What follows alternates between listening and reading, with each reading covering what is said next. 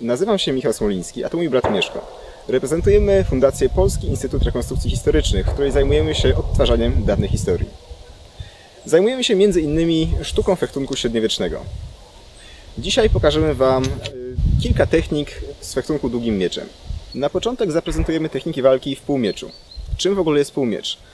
Jest to technika polegająca na skróceniu dystansu poprzez złapanie głowni w połowie jej długości. Dlaczego jest to możliwe? Są różne wersje. Czasami miecze ostrzono tylko po jednej stronie i mniej więcej w 1/3 przy sztychu. Ta część bywała tępa. Dzięki temu można było oprzeć rękę o głownię i bez problemu skrócić dystans. Inną możliwością jest odpowiednie złapanie głowni tak, by nie rozciąć sobie dłoni. Również jest to możliwe i bardzo skuteczne przy walce, zwłaszcza z opancerzonym przeciwnikiem. W tym momencie naciskamy całym ciężarem ciała, dzięki czemu jesteśmy w stanie dużo łatwiej przebić ogniwa kolczugi albo przyszywanicę. Na początku stoimy w dystansie takim, że nie możemy się trafić za pomocą miecza. Skracamy sobie głownię, przechodząc do półmiecza. Kiedy przeciwnik atakuje, skracam dystans, robiąc krok do przodu, przyjmuję na swoją głownię, odbijam ręką jego dłoń, przenoszę miecz nad głową i wbijam w kark. Atakujesz. Dystans skrócony, odbijam jego ręce swoją ręką i wbijam głownię w jego kark.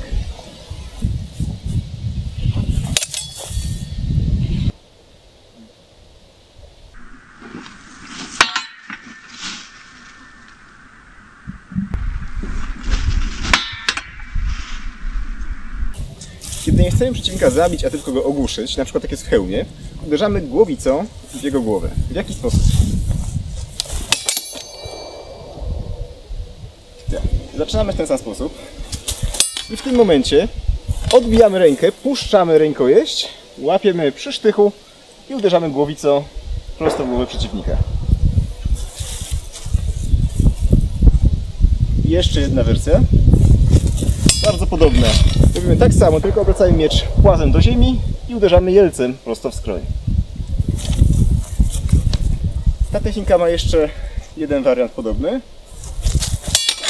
Tym razem jelec przechodzi za głowę, ściągamy jelcem głowę, uderzamy ręką, łokciem lub przewracamy przeciwnika bez większego problemu. Kolejną wersją techniki walki w półmieczu będzie przewrócenie przeciwnika poprzez zahaczenie go pod kolano jelcem.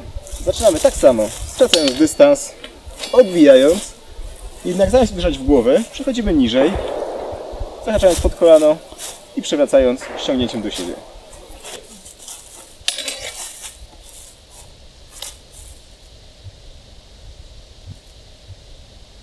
W kolejnej technice staramy się złapać kark przeciwnika pomiędzy nasz miecz a przedramię.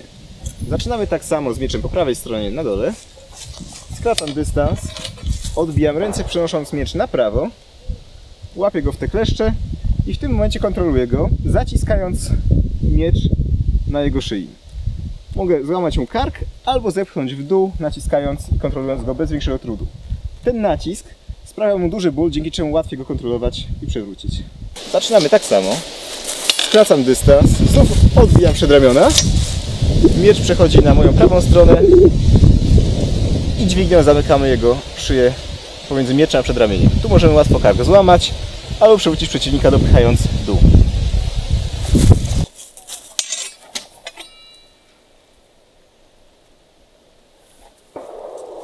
Przy kolejnej technice znów stoimy z mieczem z prawej strony, tym razem przeciwnik uderza ze swojej lewej, uderzeniem górnym. Przyjmujemy, podnosząc prawą rękę do góry, odbijamy naszą lewą ręką jego przedramiona lub rękojeść i kończymy cięciem przez szyję.